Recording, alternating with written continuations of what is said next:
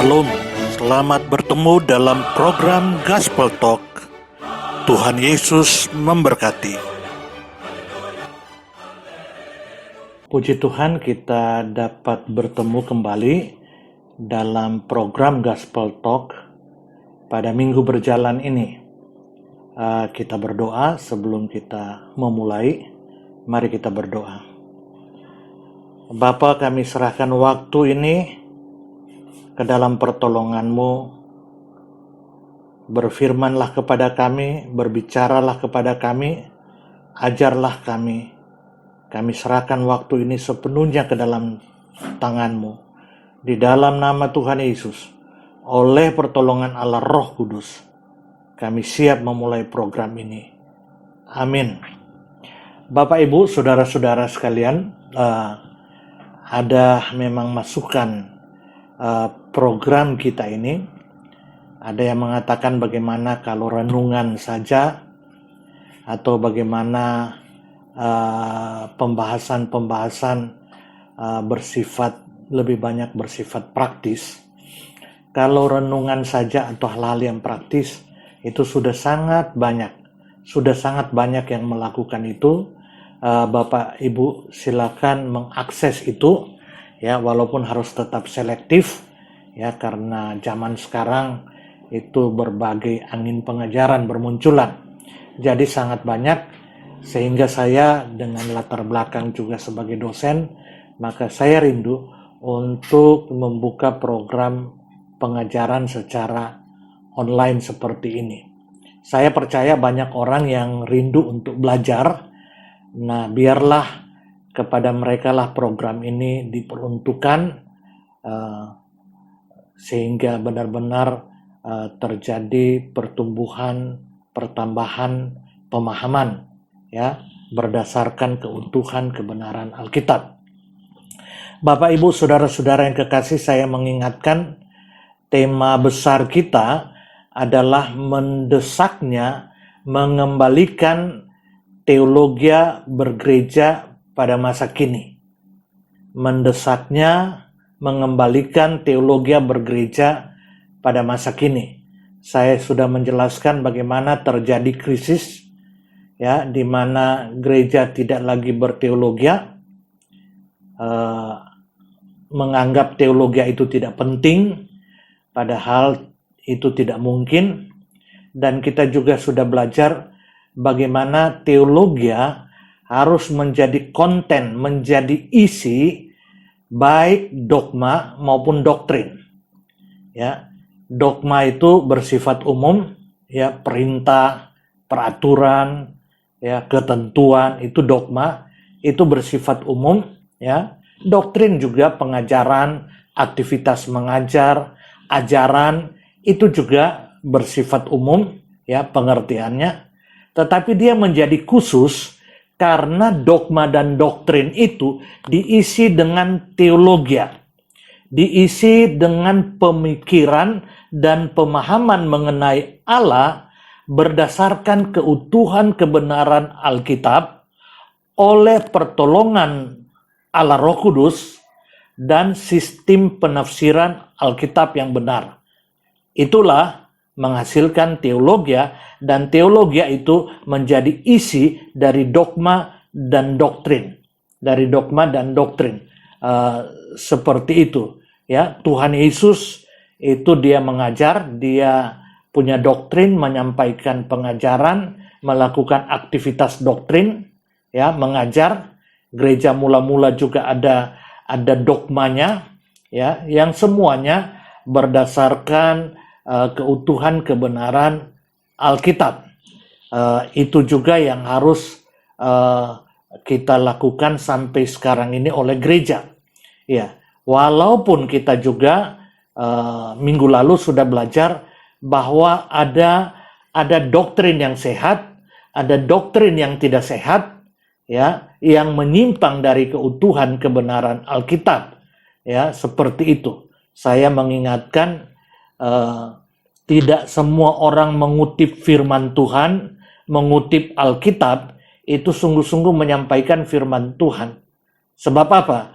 Kalau pengajaran itu, ya, tidak muncul dari keutuhan kebenaran Alkitab, maka maaf, itu baru taraf iblis. Kita tahu bersama iblis itu memakai firman Tuhan waktu menggoda Hawa, tapi firman Tuhan yang sepotong-sepotong, yang tidak utuh, seperti itu. Demikian juga pada waktu iblis mencobai Tuhan Yesus, dia pakai Alkitab, minimal perjanjian lama, pakai firman Tuhan, tetapi juga sepotong-sepotong. Rasul Yakobus berkata, ya, kamu percaya hanya ada satu Allah saja. Ya, dia katakan, iblis pun percaya akan hal itu dan mereka gemetar. Jadi bukan saja iblis percaya hanya ada satu Allah, ya, tetapi iblis gemetar. Nah, seringkali orang Kristen tidak sampai ke taraf itu kan, tidak sampai ke taraf gemetar seperti itu. Tetapi iblis tidak berubah, tidak bertobat. Waktu juga Tuhan Yesus bertemu dengan orang yang kerasukan setan di Gadara, ya, dia mengenal Tuhan Yesus yang kudus dari Allah. Jadi iblis punya kristologi, punya doktrin tentang Kristus, ya.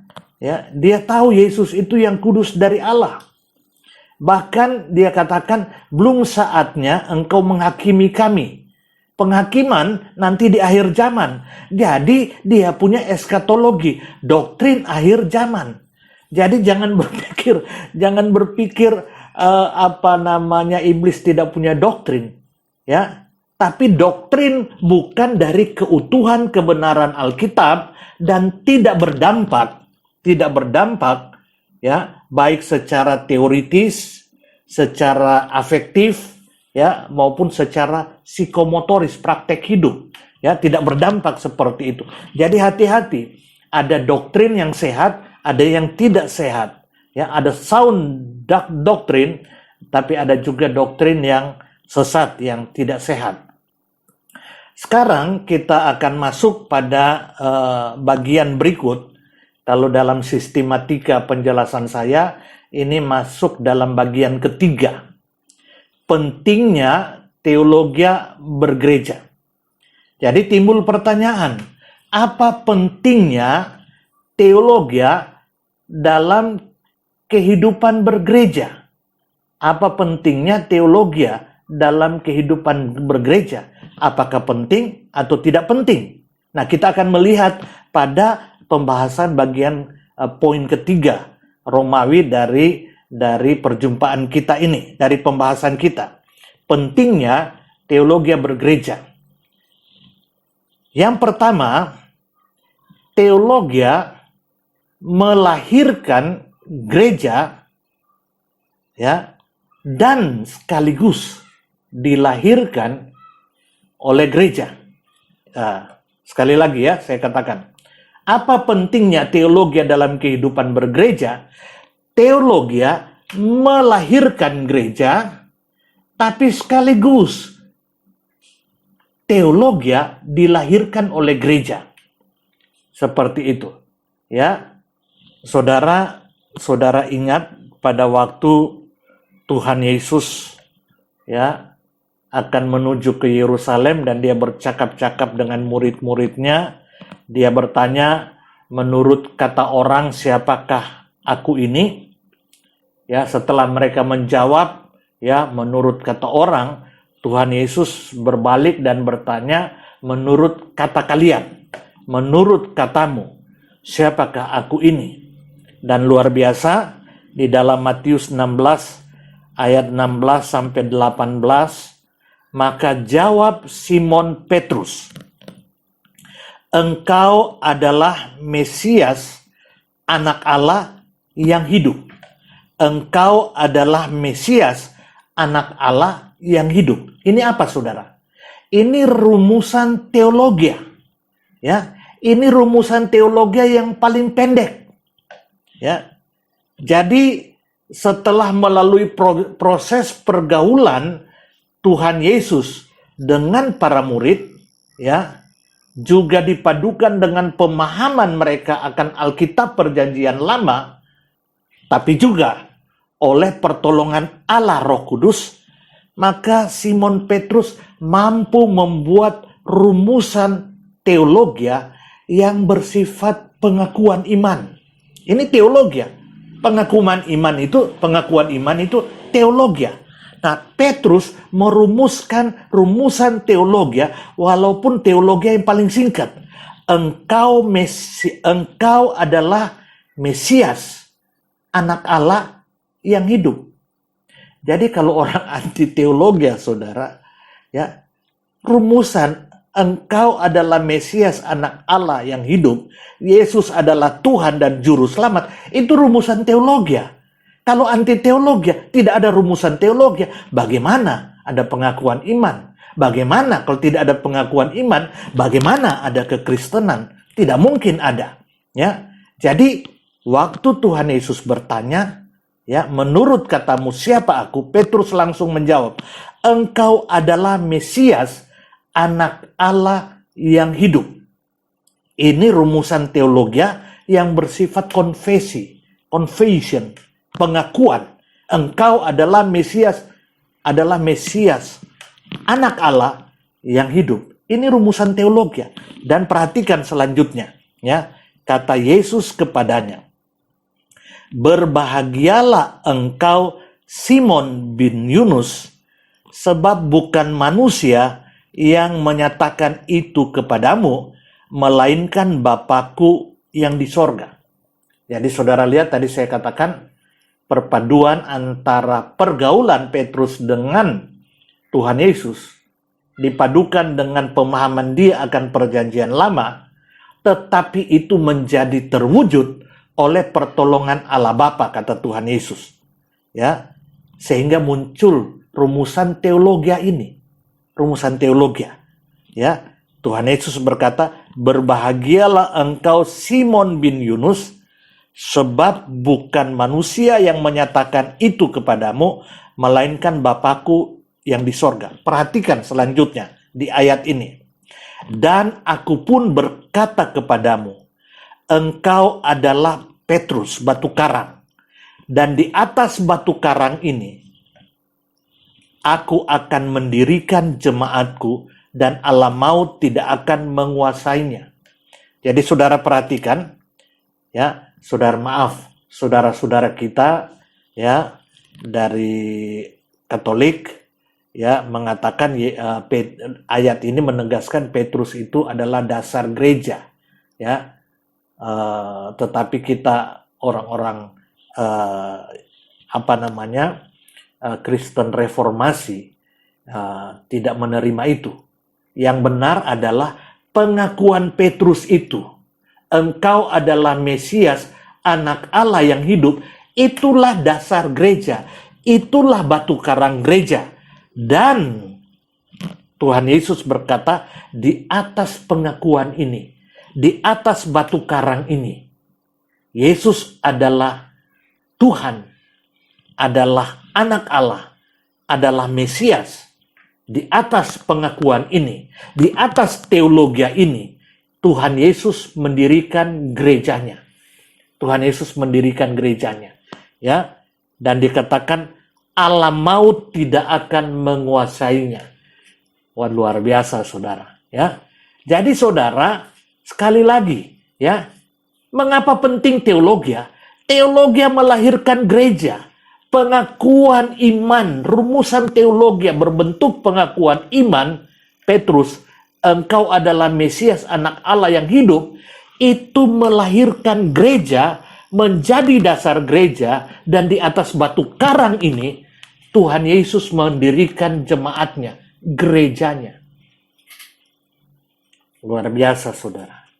Ya, itu terjadi sepanjang sejarah sampai saat ini, di mana seseorang oleh pertolongan Roh Kudus merumuskan teologi dalam bentuk pengakuan iman, engkau adalah Mesias, anak Allah yang hidup, di sanalah gereja akan berdiri. Di atas sanalah gereja akan berdiri. Dan saudara ingat, ya, pengakuan ini menjadikan banyak orang yang mati karena pengakuan ini. Mengapa? Karena zaman itu saudara, hanya kaisar yang adalah kurios, Tuhan. Ya, itu mengerikan, banyak yang mati. Jadi saudara lihat, mengapa penting teologi, termasuk yang bersifat rumusan ringkas, pengakuan iman, ya, confession, seperti ini. Ini teologi. Di atas teologi inilah gereja dilahirkan. Jadi tanpa ada teologi, tidak ada kelahiran gereja. Maaf saya harus berkata begitu. Ya, di atas pengakuan iman, teologi, ya, yang dinyatakan, diakui oleh Petrus, oleh pertolongan Allah, itu gereja berdiri. Tuhan Yesus membangun jemaatnya. Dan kalau kita perhatikan di dalam Kisah Rasul 2, setelah pencurahan Roh Kudus, ya, Petrus berkhotbah yang berpusat pada Yesus adalah Mesias, anak Allah yang hidup, dan dia menantang bertobat, terima dia, terima Yesus. Maka banyak orang yang percaya menerima Yesus. Sekitar 3.000 orang menjadi orang percaya dan dibaptis dari teologi. Jadi Petrus berkhotbah, kalau saudara perhatikan di Kisah Rasul 2, itu rumusan teologi, ya, rumusan teologi itu disampaikan yang berpusat pada Yesus, ya, yang adalah Mesias, anak Allah yang hidup, sehingga mereka ditantang untuk menerima Yesus. Gereja berdiri. 3.000 orang dibaptis menjadi umat Allah, bersekutu dalam fellowship, dalam persekutuan seperti itu. Jadi Yesus Kristus yang dikhotbahkan oleh Petrus, ya, maka di sanalah gereja berdiri. Jadi sekali lagi saudara, bahwa teologi penting, ya, di dalamnya ada doktrin. Ya, atau teologi menjadi konten doktrin. Doktrin apa? Doktrin Yesus adalah Mesias, anak Allah yang hidup. Lahirlah gereja. Dan di setiap kali pemberitaan tentang Yesus, ya, adalah Mesias, anak Allah yang hidup, ya, yang menyelamatkan itu. Di sanalah gereja berdiri. Gereja lahir, gereja lahir, gereja lahir. Seperti itu saudara. Jadi siapa yang menolak bahwa teologi itu tidak penting, doktrin tidak penting, doktrin yang teologis tidak penting, dogma yang teologis tidak penting, penting, harus. Teologi bukan saja melahirkan gereja, tapi gereja pun melahirkan teologi. Jadi tadi mengapa penting? Mengapa teologi penting? Karena teologi melahirkan gereja. Itu yang saya jelaskan tadi, poin pertama dari poin bab 3 ini, pentingnya teologi bergereja. Yang pertama, ya, karena teologi melahirkan gereja dan sekaligus dilahirkan oleh gereja. Tadi saya sudah jelaskan bagaimana teologi melahirkan gereja. Yang kedua, bukan saja teologi melahirkan gereja. Setelah muncul gereja, gereja melahirkan teologi, mengembangkan teologi, mengembangkan konsep teologis, mengembangkan pemikiran, pemahaman tentang Allah dan kehendaknya oleh pertolongan Roh Kudus, ya, berdasarkan keutuhan Alkitab oleh pertolongan Roh Kudus dan sistem penafsiran yang benar. Maka lahirlah gereja melahirkan teologi. Kalau saudara perhatikan, ya, setelah Kisah Para Rasul, ya, pada umumnya kitab Roma, Galatia, Efesus dan seterusnya berisi rumusan-rumusan teologi, saudara. ya berisi rumusan-rumusan teologis, ya seperti itu. Jadi dari teologi yang melahirkan gereja, selanjutnya diikuti gereja melahirkan teologi, ya perkembangan teologi, ya. Sehingga teologi kita yang sekarang pun itu hasil rumusan gereja mula-mula, minimal rumusan para rasul, ya rumusan para rasul. Jadi ya gereja pun melahirkan teologi. Gereja dilahirkan oleh teologi dan teologi melahirkan gereja. Mengapa? Karena teologi yang dirumuskan dari keutuhan kebenaran Alkitab yang adalah firman Tuhan, kebenaran Alkitab yang adalah firman Tuhan ini punya kuasa memerdekakan pemikiran, pemahaman kita tentang Allah dan kehendaknya. Punya kuasa memerdekakan, ya. Itu sebabnya Yohanes berkata, jikalau kamu, Yohanes 8 ayat 31 sampai 32, jikalau kamu tetap dalam firman-Ku, kamu benar-benar adalah murid-Ku, dan kamu akan mengetahui kebenaran, dan kebenaran itu akan memerdekakan kamu. Yohanes 17 ayat 17, kuduskanlah mereka dalam kebenaran, firman-Mu adalah kebenaran. Jadi teologi yang dirumuskan dari kebenaran firman Alkitab itu punya kuasa memerdekakan, punya kuasa menguduskan, memisahkan kita dari pikiran-pikiran yang tidak sesuai dengan pikiran Allah dan kehendaknya. Sehingga muncullah rumusan-rumusan teologi dari kehidupan kita. Ya, dari kehidupan kita. Dan rumusan-rumusan teologi ini, saudara, yang menjadikan iman, kita punya iman, kita punya pengharapan, kita punya kasih. Saudara, di tengah situasi seperti sekarang, hanya ada satu jawaban. Tuhan Yesus, firman-Nya yang dirumuskan secara teologis, yang melahirkan iman, pengharapan, dan kasih. Sehingga kita mampu menghadapi situasi sekarang ini. Jadi sekali lagi, ingat ya, teologi sangat penting. Yang pertama, teologi melahirkan gereja dan gereja meneruskan melahirkan teologi. Jadi sangat penting teologi. Kita akan lanjut. Tuhan Yesus memberkati. Mari kita berdoa. Bapa, hamba berhenti di sini. Berkati kebenaran firman, pemahaman yang sudah kami terima saat ini, supaya melahirkan satu pemahaman dan komitmen terhadap pentingnya teologi berdasarkan keutuhan kebenaran Alkitab oleh pertolongan Roh Kudus dan melalui sistem penafsiran Alkitab yang benar. Itu menjadi milik kami, itu kembali dihidupkan dalam kehidupan bergereja. Di dalam nama Tuhan Yesus, amin.